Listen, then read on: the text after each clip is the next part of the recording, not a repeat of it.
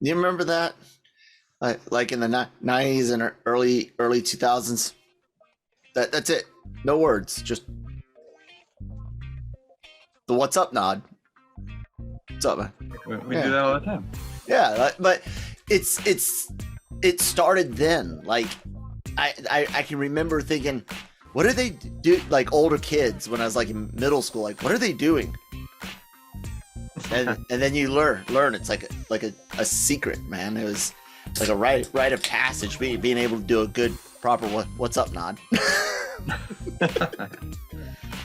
But sometimes not that great. Sometimes they're better than actually. Because I mean, sometimes you just don't want to talk to damn people. And you just like you want to acknowledge them, and that's enough for both of you. Like, what's up? Exactly. That's how I feel about it as well, man. Anyways, everyone, thank you so much for joining us today on the Daily Cup of Genre. It's where you can get all your entertainment news, opinions, and not just entertainment, random shit too, because it's the Daily Cup of Genre.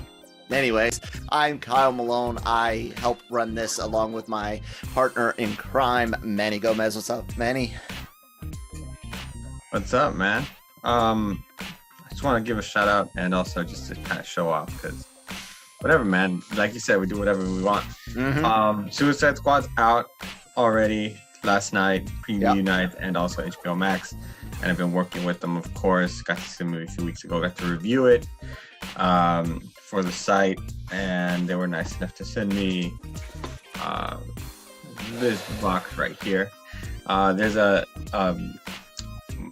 There's a company called Millennial Loteria, and Mark Alfaro, he is the creator of it. He takes the classic Mexican Loteria game and makes it into kind of fun millennial types characters using the classic pictures, and it's really, really fun.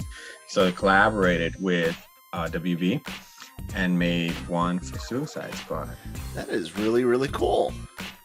And here's the kicker. I found out that they're not going to sell these. Oh, wow. You can only win it through Millennial Loteria's social media pages because they're so limited and exclusive that I thought they were going to sell them.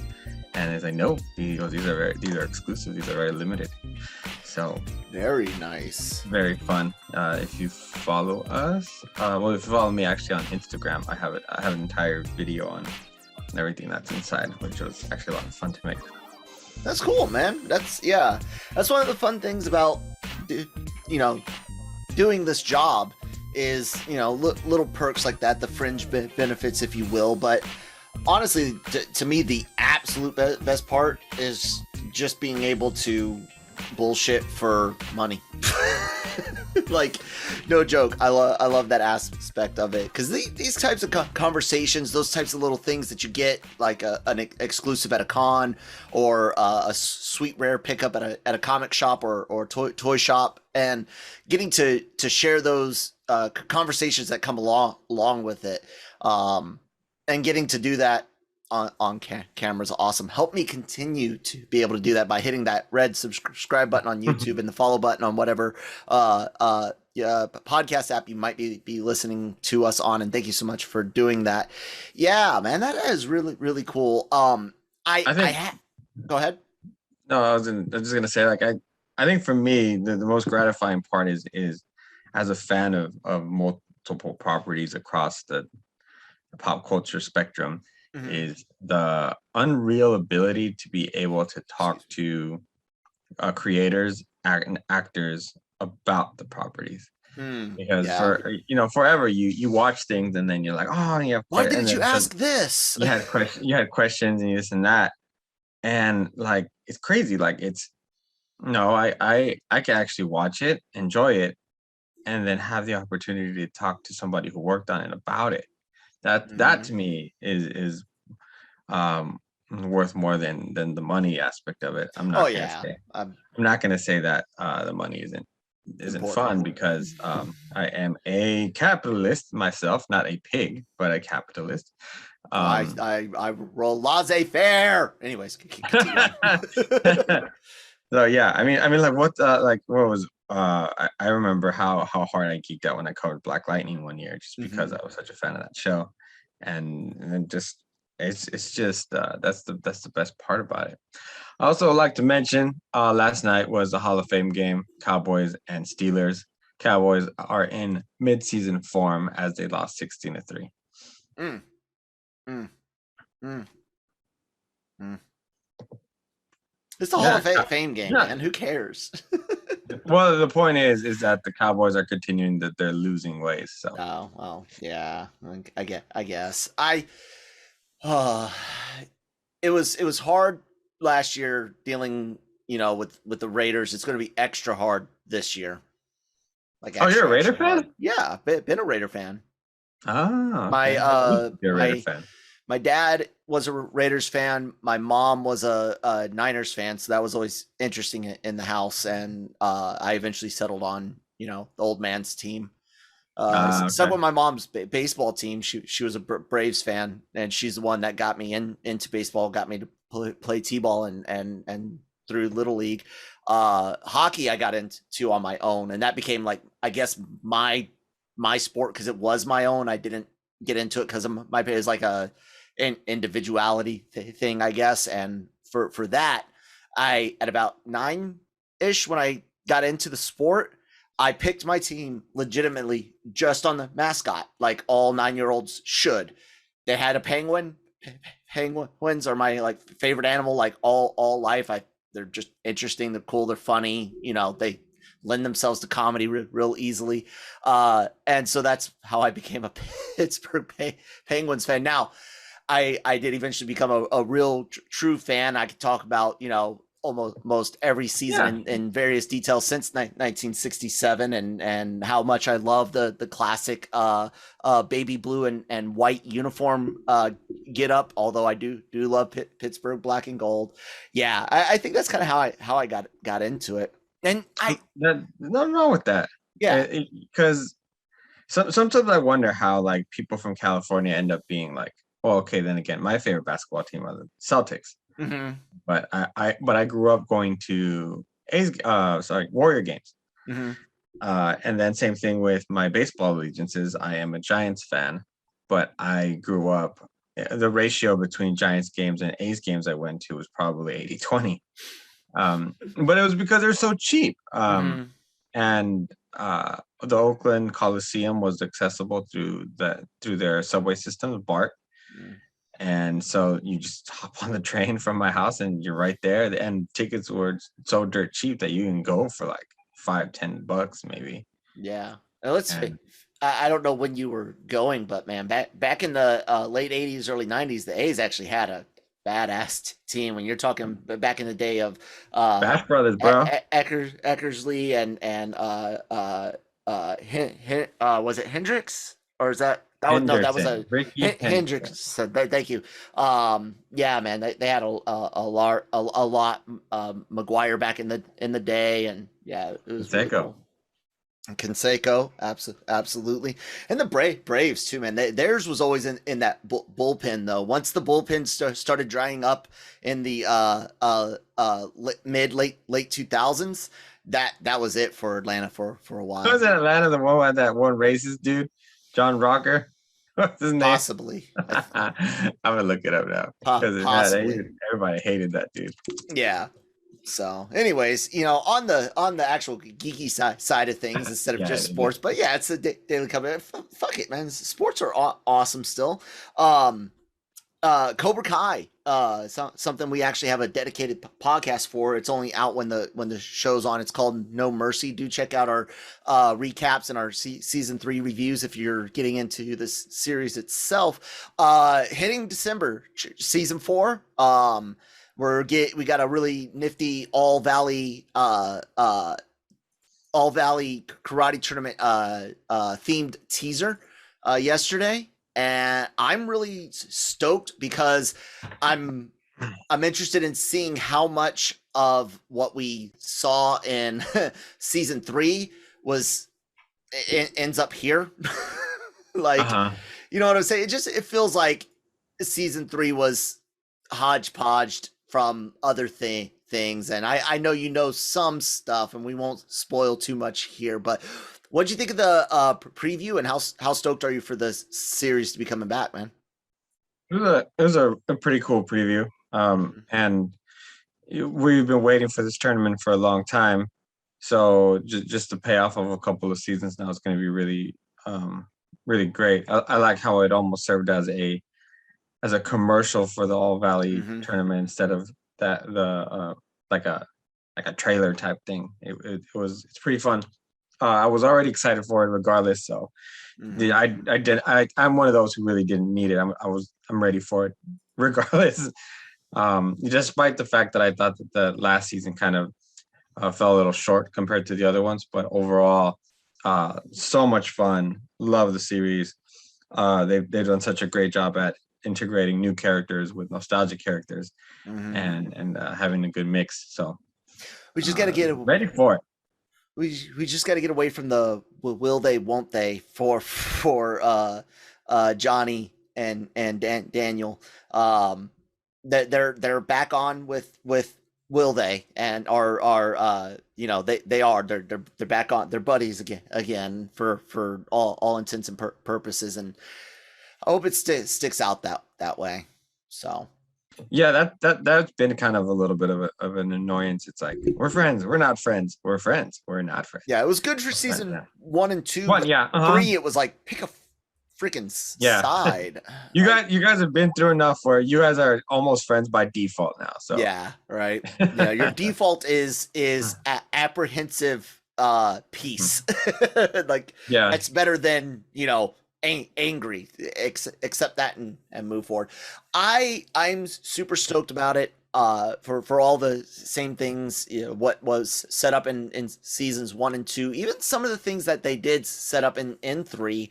Again, we did a really good look every episode of season 3 on our YouTube channel and on the podcast network.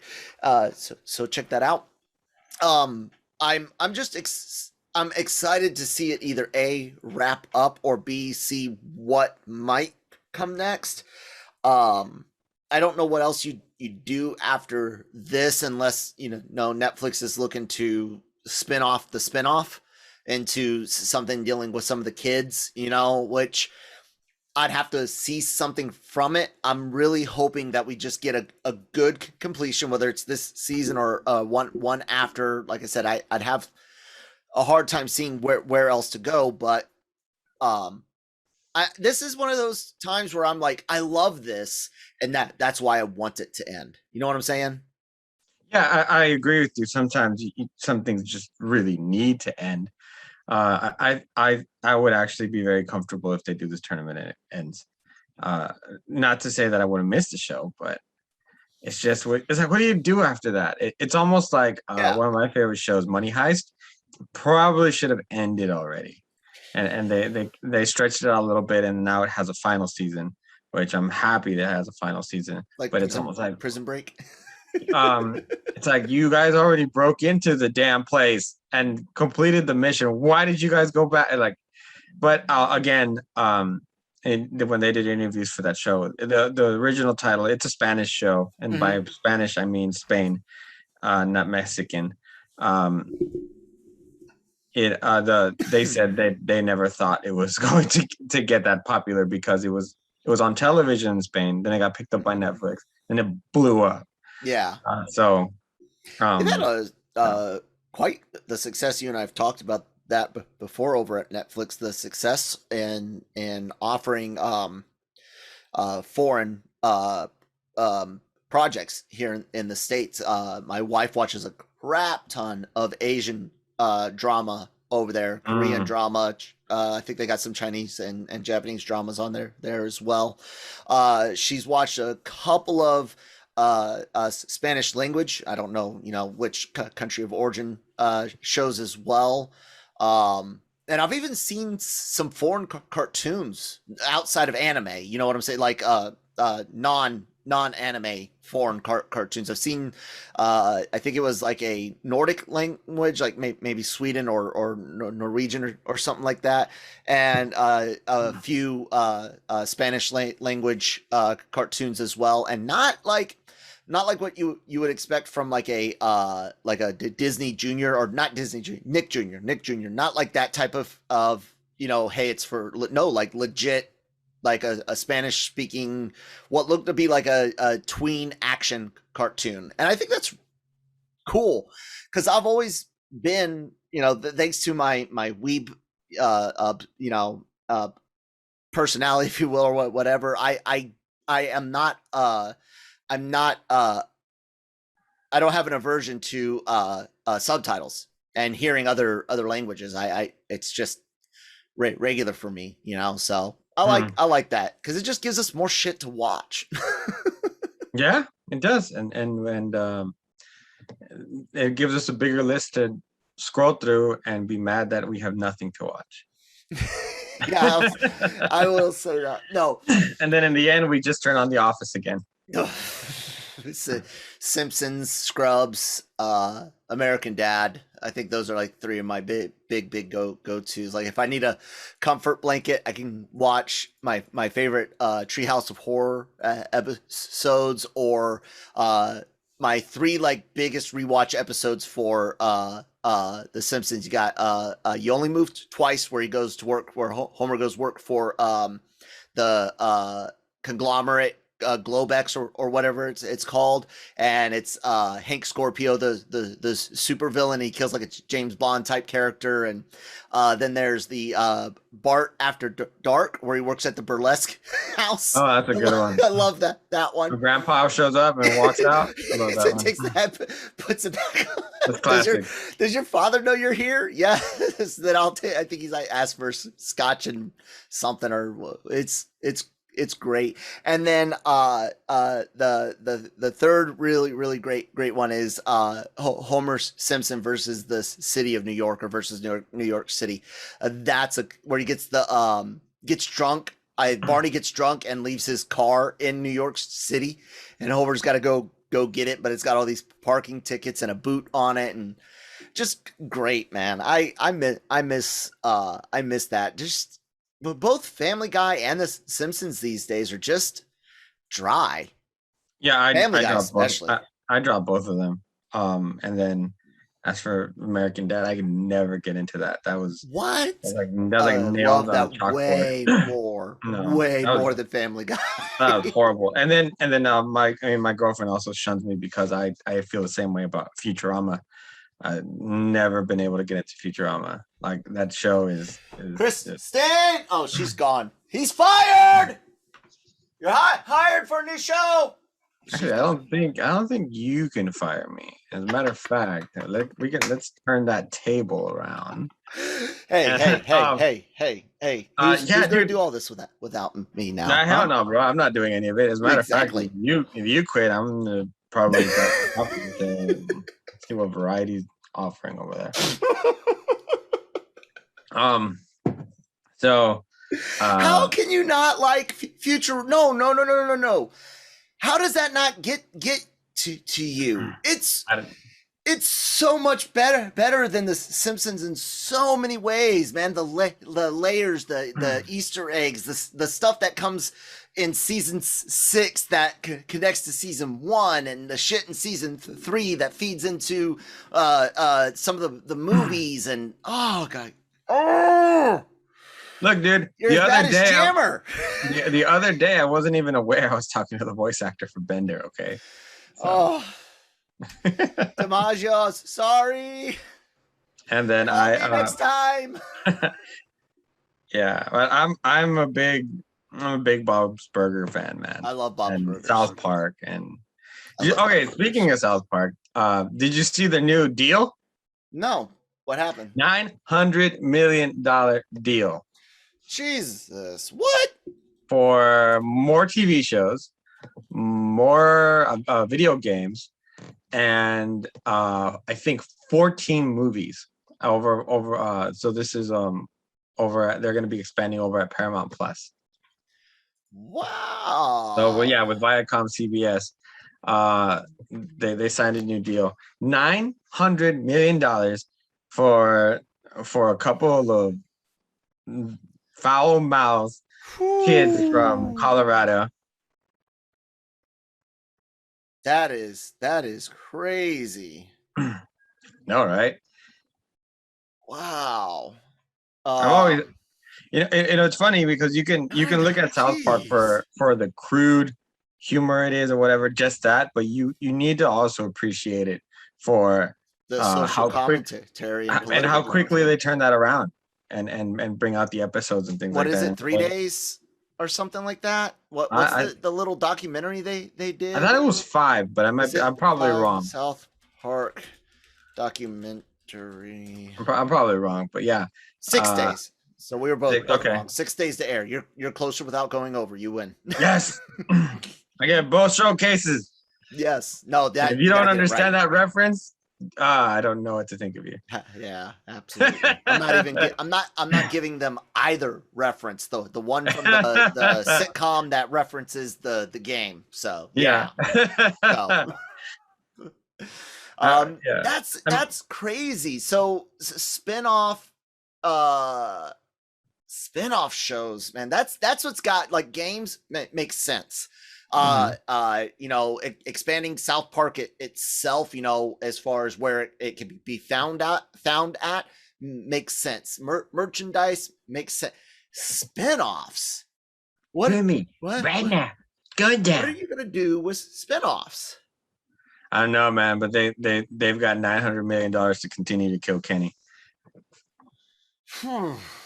Look, I like a lot of the original, first maybe like 6 seasons.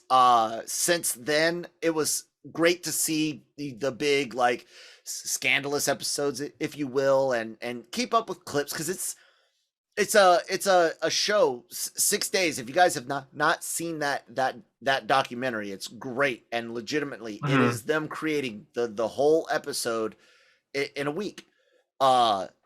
It's cool. And look, have they had to toe the corporate line every now and then? Yeah, and they've shown that they're not necessarily always happy about it, but they've also shown that they've got some business sense and even some, I guess, societal. They can read the room. You know what I'm saying? They just don't care. Like they're a lot like me. I can read the room. I get it. You're upset. I just don't care, right? And they got they the one good thing about them is they really focus on not being biased. They might have a personal preference Right, on any topic, but if somebody does something bad, you're a fair target, no matter right. what your ideology, your religion, your whatever. No matter what box or boxes you put yourself in, you're a fair target for them, and for that, I have to give complete respect. I know a lot of people try to be, but they'll definitely cut a much broader line than they do. Right. One of my favorite episodes is the Chris Hansen episode. Oh God, that one. Come on, man. That was so much fun. That Um, I still love the classics. I love that first season. Your first yeah, your first hits with the fucking poop character, the yeah. aliens kicking the baby, no kick the baby, like all those initial things were Does so classic. do you know you don't have to look it up right now, but off the top of your head, do you know if South Park still holds the record for most fucks in a single movie? Or most Let's cuss words, sorry. most curse words in one film. I found out there's some European according to this, no. Really? 15 according to Screen Rant as of June 30th, 15 scripted movies. Let's see here. So we can share this together. Uh what's this update? No matter the genre, subject matter. Okay, so no, dude, it's all these crime films and Goodfellas. South Park is number 11. 399 swears, 146 being F bombs. What's number 1? What was that? Oh, Casino. Casino's good. Uncut Gem, Straight Out of Compton. Nil by Mouth. I don't know that one. Summer of Sam. Oh, I love John Leguizamo. Oh, okay. Well, okay. All right. 544 to 569 F bombs. Hey, you know what, man? Wolf on Wall Street, bro. Some of those scenes get you hyped, man. Yeah, I know, right? Like, yes, make the money. Snort that cocaine. Live the life I wish I could experience just one day. Like you could watch some of those teams and really get hyped for the day. Yeah, absolutely. Not about living your life, about the cocaine part. Yeah, but go ahead and live your life. We do recommend that. That's kind of fun. Yeah, not the cocaine part. I mean, you know, make the choices that your position can afford. Whether that position's a parent, a teacher, a politician, a single, married. Make and if you're a politician, don't be the guy from Florida. Yeah, don't be Florida guy. Anyways, that's interesting. Yeah. Now I want to watch Wolf on Wall Street. To get hyped for Friday. You know what else is great? God, what's the one with Amy Adams? Americans something. She's like a stripper in it. Crap. Amy Adams, IMDb. I'm trying to remember the males in it, and as soon as I see the name of the movie and the other American Hustle. Thank you. Mm-hmm. That's a great movie as well. I really dug that. Not that it's necessarily much connected other than, you know, the drugs and sex aspect, but you know, that was a good fun movie as well. It's kind of weird how much I like that kind of genre. You know, the criminal movies like Heat. Heat is great. That's an he is such a good movie, dude. Oh my god, you gotta pull that out every now and then. Exactly. But I'm not like police procedurals. I can watch a couple episodes of Criminal Minds. I can watch a couple episodes of Law and Order, but that's it. I cannot do the binge Law and Order, the binge true crime stuff. I can't. I like the you know which one was good for me, which is kind of crime, but I just like Benedict Cumberbatch, was Sherlock. That was that was fun. And then someone was like, then you should try Doctor Who. And I was like, yeah, no, I'm not gonna go down that. Maybe I should, because I actually never seen it to say that I'm not gonna like it. But I think what kind of dissuaded me was the fact that it's like, oh, you might like it, but then they're gonna switch the doctor on you. Right. So that's both a good and a bad thing, right? I jumped on to Doctor Who like 4 years into the not reboot, but you know, new age, if you will. So Tennant was like in his last year as the Doctor, I think, by the time I got around to checking it all out.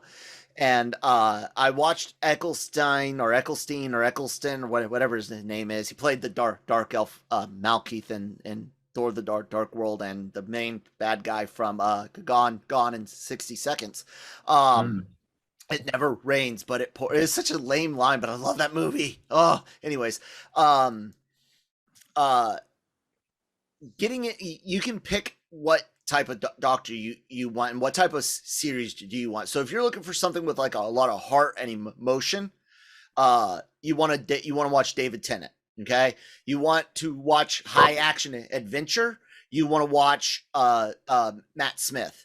And if you really want to watch something more gritty, something a little bit more deconstructed, you watch Capaldi. I cannot speak to Whitaker, but I can speak to those three in depth. Eccleston, however you say his name, Christopher E. I'll go with that. He is his is kind of an all around, so it kind of comes off as dry sometimes.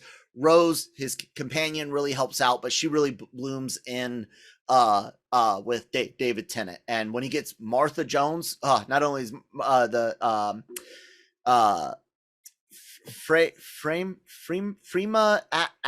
Agaman. I know I'm mispronouncing her name, but she's a very, very pretty young lady. Well, went that back then. I don't know how she is now, but an amazing companion, full of just energy. She's like a doctor in school when she gets picked by the doctor to go off on adventures, and she doesn't, she's, while Rose and stuff has, like I said, a lot of that relationship, that companion for Tennant does give him more of that adventure flair, and that carries on with the final companion he has, and Donna, which I didn't really care for, but there you go. I appreciate that.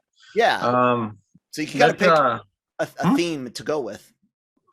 And now I'm still just gonna go with that one, and then be like, "Yeah, this is stupid." And it's like, you picked that's not the one I told you to pick. Yeah. Cool. Let's go to we should. So we should take a word from our sponsors over at Grow Generation, and then we talk about a teaser. Oh, okay, cool. Well, who's going to talk to us today? You know what? Let's go with Christine. Grow Generation, where the pros go to grow. Grow Generation is your one-stop shop for hydroponic grow supplies, product systems, and more. Grow Generation serves customers across the nation and carries a wide inventory of renowned cultivation brands. Go to www.growgeneration.com, where the pros go to grow. Thank you guys so much over here at Grow Generation. It's really great to have you do that. And we have got something really, really neat that just came up. Manny has kind of alluded to it, and that is that Stranger Things Season 4 has released its teaser. They had said that to expect it within the next 10 days, not too long ago. And it was earlier this week, I think, when that tease came out. Hey, in 10 days you'll get a reveal, and here it is. I'm going to bring up the share. Manny, have you watched this yet? Kind of Cheater. How is that a cheat? Like, you can't blame me for cheating things when I get it sent directly to me, and it's like you gotta share, man. Message and share. Hop on a phone so we can. Well, actually, I did. Things. It's on the chat for this meeting because that's what I found. That's what I found it. That, and also, so ladies and gentlemen, enjoy the prequel to Ghostbusters Afterlife. Hey, yes, I like that. I love it. And then the ironic thing is that they're wearing Ghostbusters uniforms in this. God. Go ahead. Sorry, go ahead. Yeah. Let's see. 11, of course. Which kind of a little bit of a bunch recap of past stuff. Yeah. And there they are. See, in the Ghostbusters. Of course, they were using them as Halloween costumes, but yeah. It's almost here. Okay, so there's some new footage. Yeah. And the one thing that okay. So the funny thing that I noticed real quick, I was like, God damn, these kids are getting big. Yeah.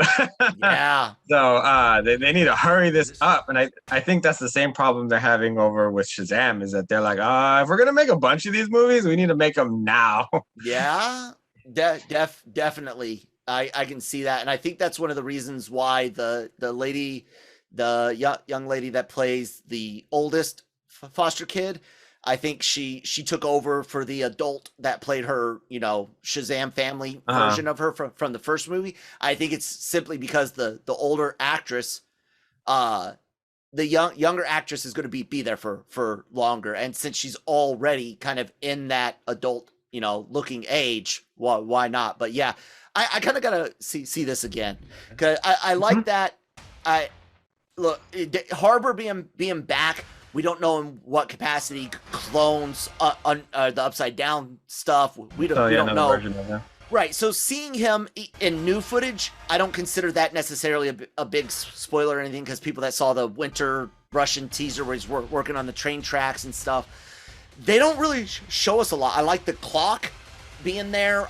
I know people are going to be tearing this down for Easter eggs and things like that. I won't lie, I love Stranger Things. I didn't watch it until season 3 was coming out. I didn't watch it until season 2. Right. It was just, it looked I looked at it as like it's just a bunch of nostalgia stuff.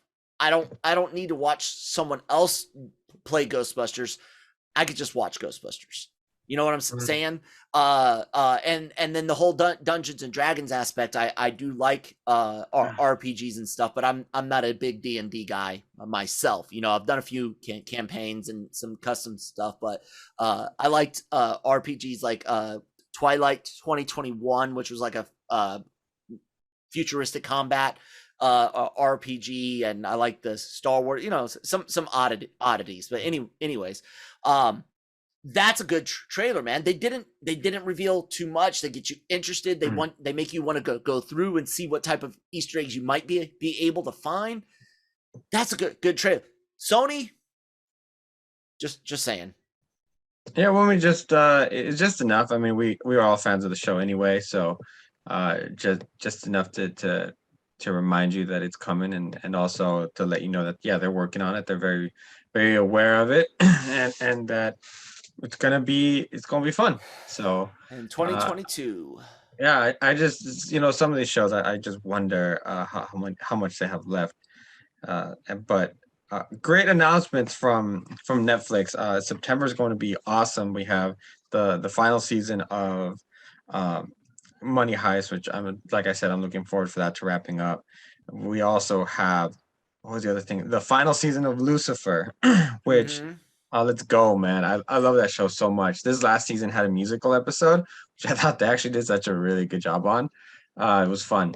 A lot of people hate stuff like that. I tell them, whatever, go put a potato sack on your head and be grouchy on the corner if you want. And then we have Stranger Things. We have Cobra Kai. If you thought Netflix was gonna flinch because of the fact that of all of the other streaming services, guess again they are up and running. Right now, I'm actually trying to. I always watch it just in like little parts, and I don't know exactly why, but I love Peaky Blinders. So I'm trying to finish that up. Even some of their trashy shows, man, are like so fun. Like competition shows, or like their dating shows or whatever are the trashy ones. They kind of do that Capri Sun fill up of your for your self-esteem. Where you're just like, God, I'm not those people. Or like they have a straight up makeup show called Glow Up, which is phenomenal. They have 3 seasons of that. So good. And then they have all their Floor is Lava, or was that Hulu? So yeah, everybody laughs at that, but the moment you watch one episode, you're hooked. And it's fun, and you're like, I can do that. Yeah, you're like, I would love to do. It's Netflix. Yeah, Floor is Lava is that it's that classic for those of you that don't know what it is.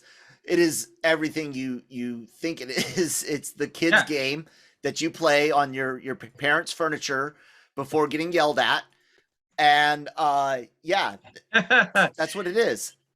You gotta jump around in this orange colored water, which I'm sure is cold as fuck, and use ridiculous stuff to get across. It's a fun thing, man. My son it's super fun. This show. He watched every episode. It was so we had to tell him, get off our furniture. But hey, what a way to take something we used to play when we were little and turning it into a fun game show. Dude, you've seen those tag competitions? And they made that whole movie based on the guys that play that lifelong tag game. And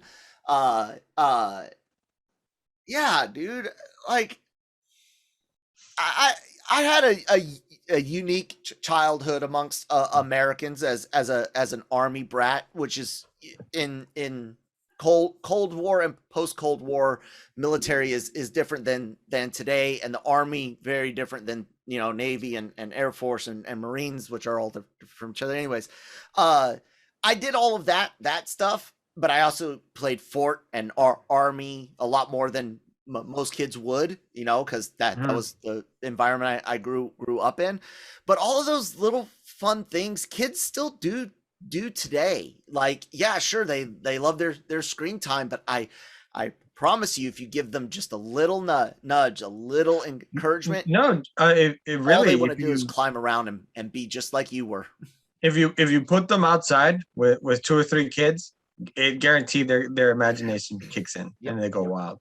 I know this 100%. because I live in more of a rural area, so we have a big space outside, and when my daughter's here and my niece and stuff like that, we they're after a while, yeah, the screen's fun and Roblox and whatever, and then they drop it, and then they're outside, they're playing with the chickens because we have chickens, and the ducks and stuff, and the dog. He's not lying. It's not nothing over there, but home garden and farm type stuff, and then orchards and and yeah. Fun to go through those sometimes when you're real little until you learn that when not every farmer is angry. Everything's great, and then all of a sudden your allergies kick in. That too. And, or harvest season kicks in, and all of the tractor dust is everywhere. Yeah. That's not that fun. Anywho, but like you're saying, yeah. So, imagination is everything, I think, and I think that Forrest Lava captured that very, very well. And then they have other shows that capture other parts of our terrible system. Like there's one show they have called Circle, which is kind of like a dating show, but it's like a social media thing. You only interact through an app called Circle, and a couple of people come in straight up as catfishes. Wow. And so it's trashy, but it's fun, dude. Like, what do you want? There's another dating show right now that I think my girlfriend's watching. The Island where one? they dress up as the furry one. Like, yeah. So when it comes to that particular subgroup on the Team Fortress 2 server I play on, they're all degenerates, just like whoa, me. Your audio just turned into like a transformer for a second. That's weird. Hey, we're back. Sorry about the technical difficulties. Yeah, I can't remember what the hell I was talking about originally, but oh well. Well, regardless, we're talking about the variety of shows on Netflix. I don't know how we went down that road, but yeah. Oh, because of Stranger Things. That's and nostalgia and kids playing. That's where it all came. Dude, that was a great trailer. I'm super psyched about that.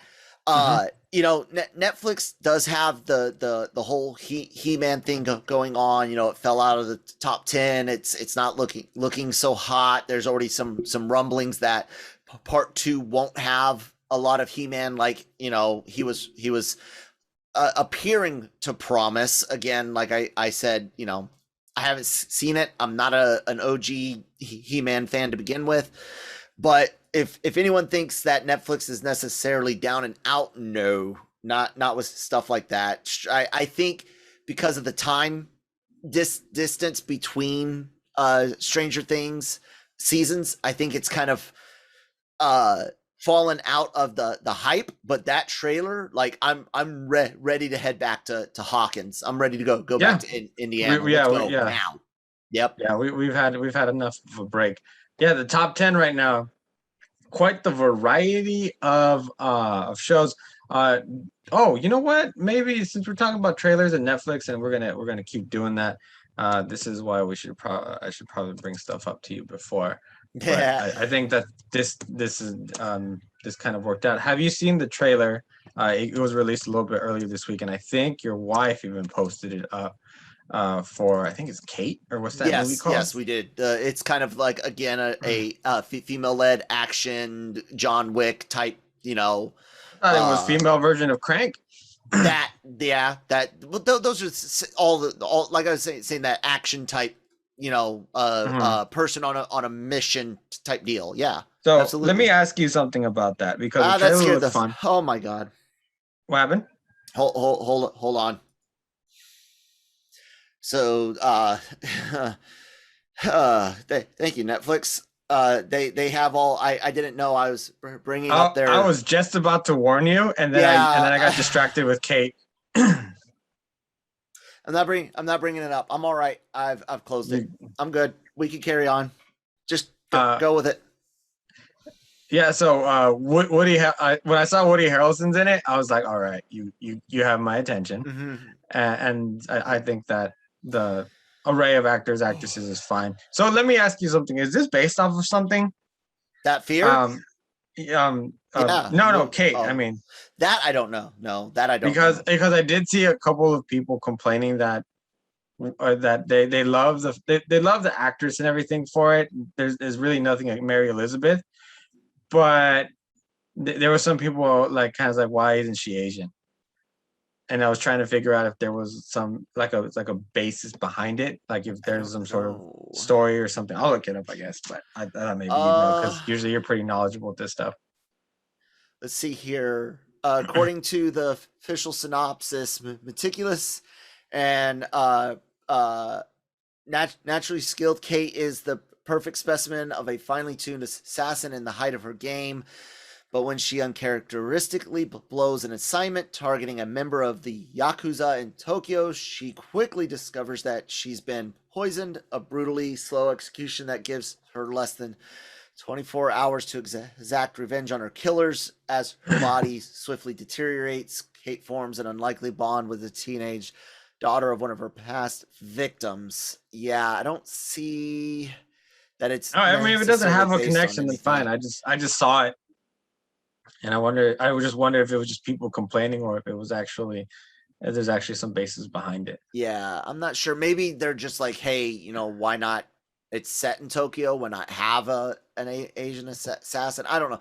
I'll say this, and Manny, I know you're not Asian, but you are a minority here in the United States. With that whole towing the line, because you always hear, well, why didn't you cast an Asian?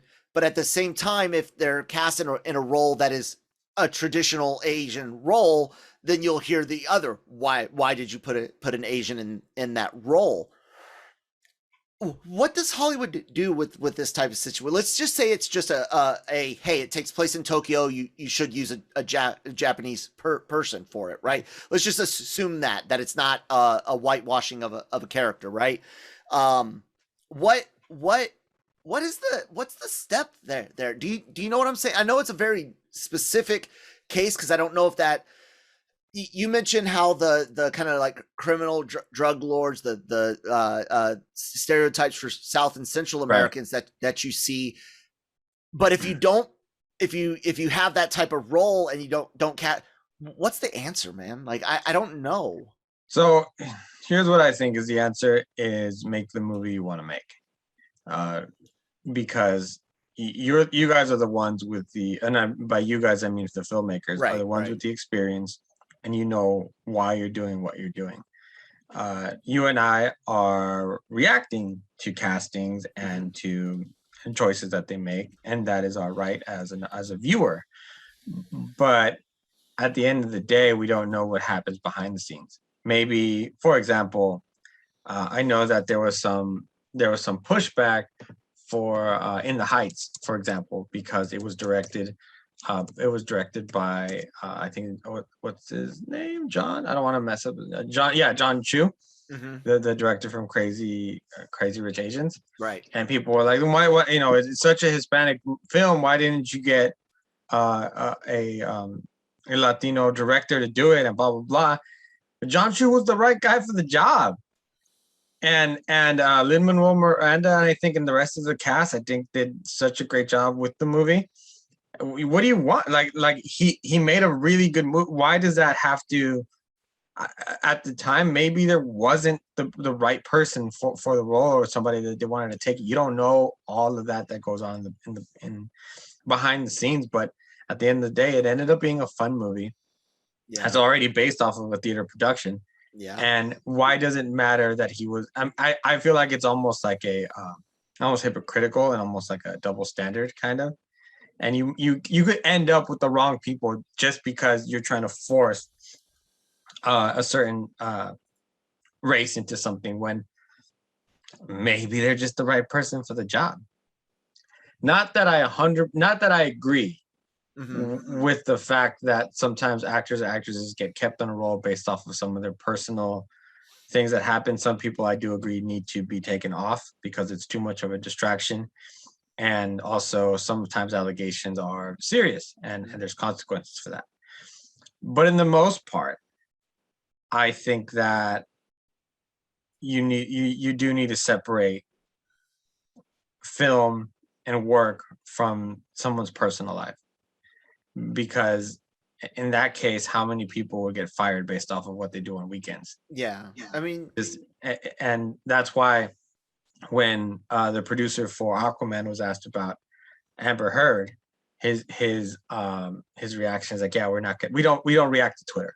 We don't react to fan pressure, because they said they know what's best for the movie. We feel like this is what we want to do, and that's what we're gonna do because we're the ones making it. Yeah. and then oh, go ahead. I was gonna say, it goes back to your point that you make every now and then. If you're really against it, show it with your pocketbook. Yeah, absolutely. The issue with the whole Amber Heard thing is kind of double-edged, because we know she's had violent tendencies. We know their relationship was garbage on both sides, and most people are just saying, if Depp can't have his role, why should she have hers? So I kind of get that, but really, you look at things like Pirates over Fantastic Beasts, because let's face it, Fantastic Beasts was not doing so hot in its first two flicks, right? So you're looking at two different companies. I'm not defending Amber Heard or Warner Brothers' choice. Well, they're both Warner Brothers. I'm just pointing to this. Hollywood posts job listings for cast and crew, right? People apply for those jobs. Would you ever hate at someone for applying for a job? In general, no matter what a person looks like, sounds like, if they're qualified, you will accept their application, right? At that point, it's up to the people in the hiring chain, which for crew is executives and studio heads and managers, and cast is the people making the movie. All of that, yes, in the past and through today, in less cases than before, you have people with personal bias, a preference for the good old boy system, where the actor and producer that gets the job over the newbie, and that in and of itself, people give it an ageism and stuff like that. All of that can play into it, but to deny that things have gotten better and that there's no reason why an Asian can't direct a Hispanic movie, a Hispanic can't direct an Asian led movie. Like you said, in general, now that we are seeing better integration, we should be more accepting of the integration, right? To where it is, dude, Asian, Hispanic, Black, white, the job. We still got work to do. I'm not saying that there's not work to do, right? There's always going to be work to do, and we should be pushing Black-led projects, Hispanic-led projects, and Asian-led projects. But that doesn't mean that those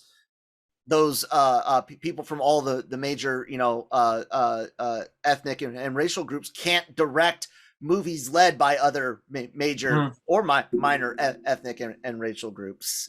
And that's why I think, like, for example, DC's doing such a great job at some of the casting, because they've chosen to cast Latinos in roles where it's completely fine that the race is pretty ambiguous. Yeah. So we're talking about aliens often, and they're going to have different sun zones just like we do. Yeah. People are going to get tanner than others. Yeah, so I think that it's great. It's great to see, but my point is, I think I've seen a couple of things, like even this week, where a wrestler, a set of wrestlers from AEW were getting blasted online for one of their works, and kind of they said that they took one of their jokes too far. And I was like, the reason why it annoyed me was because, number one, I've never seen so many people tweet about AEW. So, so as a wrestling fan, I was like, oh, so now, now all you people all of a sudden watch AEW. And then what made it worse is that this wasn't like this wasn't on like the TNT broadcast AEW Dynamite show that comes on cable. This was on an AEW dark show that only airs on YouTube.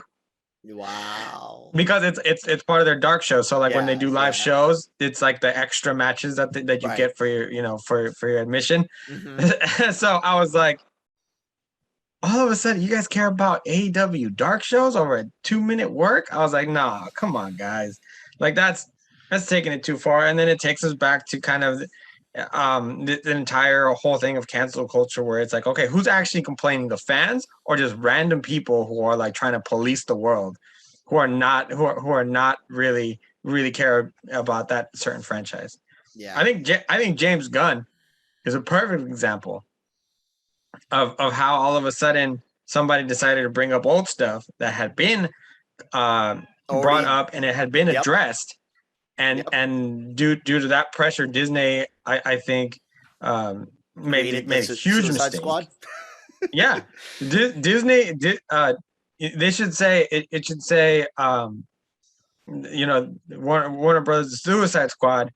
Walt Disney made it possible by Disney. In the credits it should roll a special thanks to, how they do it, everybody, and it's like Walt Disney, Marvel Studios. Well, not Marvel Studios, at least Disney. Yeah, and then what happened?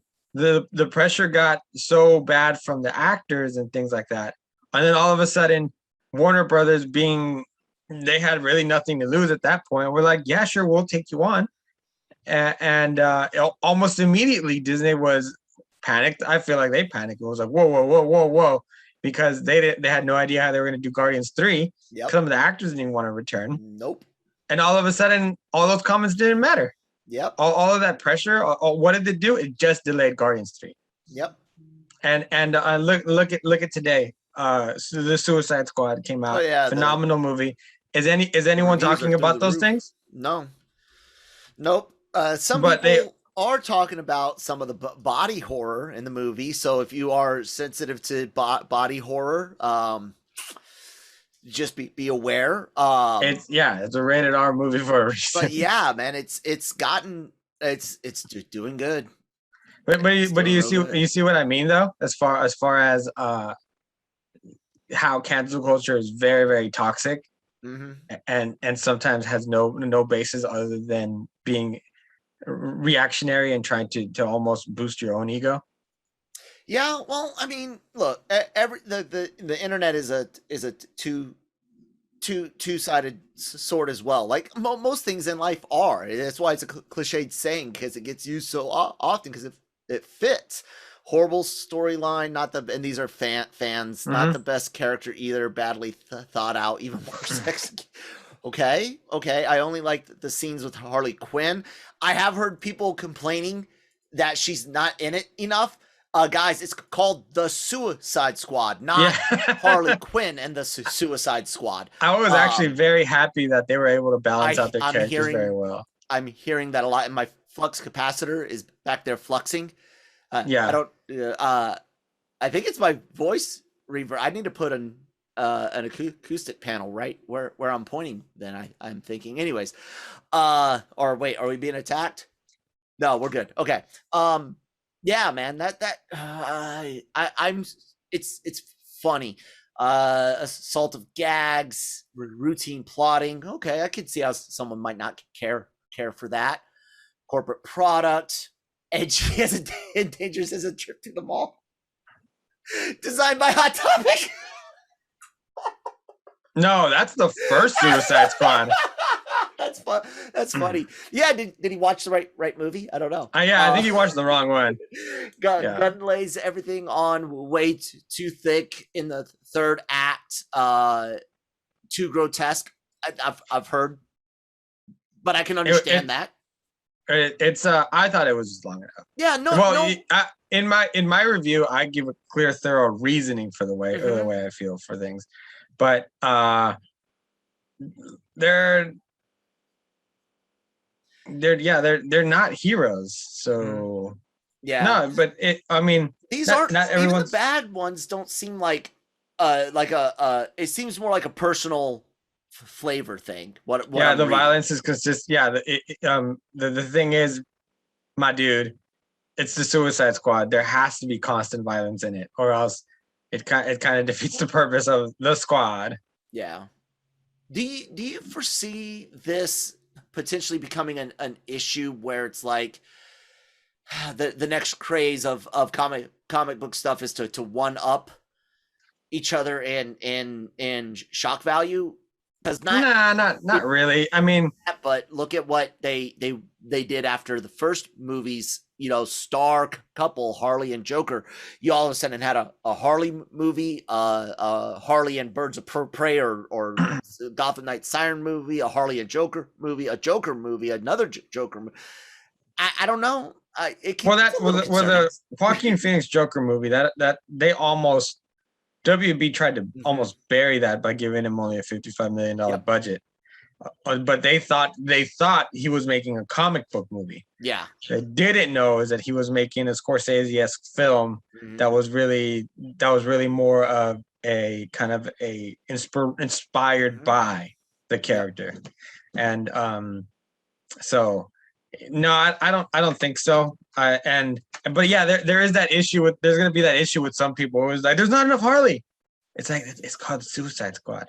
Like there's more characters, and then also they got a spin off of that guy over there that you can't see in the toilet bowl or the toilet helmet, as Idris Elba calls it.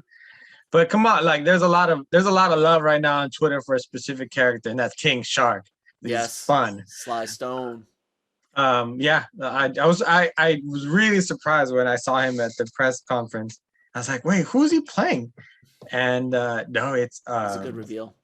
It's fun. It's super fun. It's one of those movies where I just think you could just enjoy it for what it is, and you don't really have to think about it. That's good to know, man. I'm stoked. We're trying to see it in theaters today. If I can't see it in theaters today, we will unfortunately watch it at home so we can talk about it, and we'll get to see it in theaters next week. I'll probably be heading out to RPX to see it again. Yeah, we have an RPX nearby that we normally use to go see our movies. Anyways, everyone else can see a lot of stuff about movies, entertainment, news, reporting, all that great stuff. We try not to be clickbaiters. We are not a scoop site per se. This is what we do regularly, guys. We're like trades light, where we don't get into the gossipy stuff of Hollywood too much. And we kind of stick to the geeky and nerd things. But as you guys will see, Christine does like to dig into toys, games, odd things like the Kate trailer right here. All of this available right on LRMonline.com. All of our podcasts, interviews, all of that goes up there. Speaking of all the great interviews, podcasts, all available on our YouTube channel.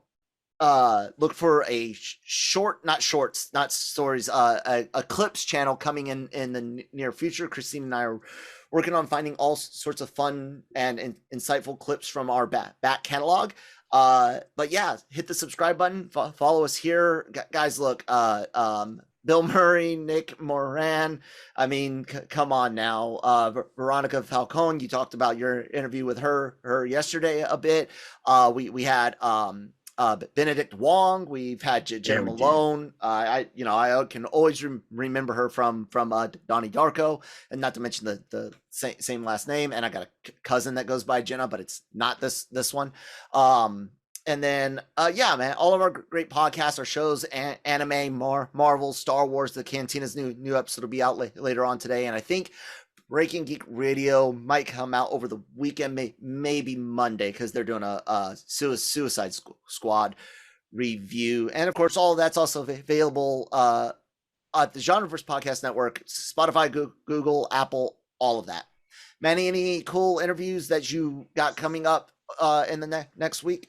Yeah, I have some of the kids who are playing, who are voicing some of the Paw Patrol characters in the movie, including, I don't have the names in front of me, I'm sorry, but the young man who plays young Sheldon in the series, cool. And then also the youngest actress from, sorry, not the second, the oldest. No, actually, what is, man? They had too many damn kids in that in Blackish.